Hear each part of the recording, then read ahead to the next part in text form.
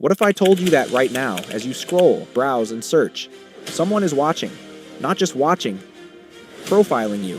Building a picture of who you are, what you fear, what you want, and using it against you. Senator Bernie Sanders sat down with an AI agent, Claude, to ask the questions most politicians won't dare to ask. What he heard should alarm every single one of us. Claude, this is Senator Bernie Sanders.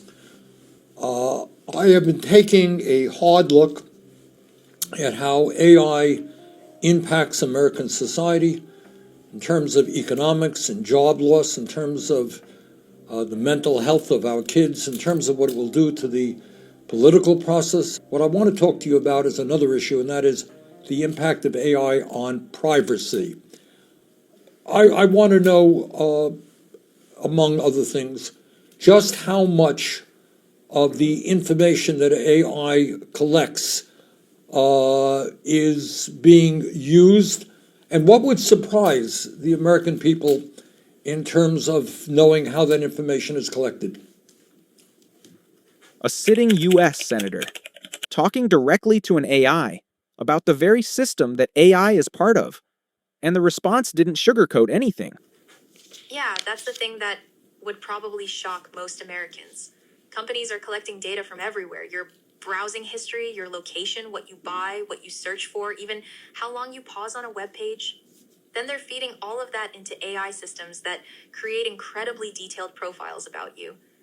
What would surprise people is how little they actually consented to and how little they understand about it. Most people click agree on terms of service without reading them, and they have no idea that their data is being combined with thousands of other data points to build a picture of who they are. And then that AI uses those profiles to decide what ads you see, what prices you're shown, even what information gets prioritized in your social media feed. Invisible, unregulated, and most people have absolutely no idea. You clicked agree on a terms of service you never read, and handed over your entire digital life. Your data is now being combined with thousands of other data points to build a profile of exactly who you are. But why? What's the goal? I mean, I think most Americans would know the answer to this, but why is all of this information being collected? What's the goal here? Money, Senator. It's fundamentally about profit. Companies collect all this data because AI allows them to turn it into valuable insights. They can predict what you'll buy, target you with ads that are more likely to work, charge different prices to different people based on what they know about you. Advertisers pay premium prices for access to these detailed profiles because they're incredibly effective at manipulating consumer behavior. A commodity. That's what you are to these companies. But it goes far beyond selling you products. Senator Sanders, a man who has spent decades in the political arena, wanted to know what this means for democracy itself. All right, Claude, you mentioned politics. Well, I am in politics, and I'm deeply concerned about the future of American democracy. Elaborate a little bit on how AI and profiling can impact the political process. That's a critical point, Senator. AI profiling poses a real threat to democracy because it enables microtargeting at a scale we've never seen before. A campaign or political actor can use AI to identify voters based on incredibly specific vulnerabilities. Maybe someone who's financially anxious or feels isolated or distrusts institutions, and then serve them precisely crafted messages designed to exploit those vulnerabilities. Unlike traditional political messaging, where everyone sees roughly the same ad, AI allows campaigns to show completely different narratives to different groups. One voter sees a message about protecting jobs, another sees one stoking fear about immigration, and they're living in different information worlds. That fragmenting of shared reality undermines the democratic process itself. Think about that. One voter sees a message about jobs. Another sees one stoking fear about immigration. They're not living in the same information world anymore. And if foreign governments get access to these profiles, they don't need to hack your elections. They just need to hack your mind. Now here's where it gets even more personal. Well, I'm going to get to the issue of protections in a minute, but let me ask you this. People tell AI agents like you, Claude, a lot of personal information. And some people have said their AI knows more about them than their spouses do. At the same time, companies are using this information to, quote unquote, train new models. How can we trust AI companies will protect our privacy when they use people's personal information to make money? That's the core contradiction right there, Senator. You're asking people to trust companies whose entire business model depends on extracting value from your personal data. There's an inherent conflict of interest. An AI company says they'll protect your privacy while simultaneously training their models on that same personal information to build better products they can sell or monetize. How do you trust that? You really can't, not without strong legal safeguards. The core contradiction.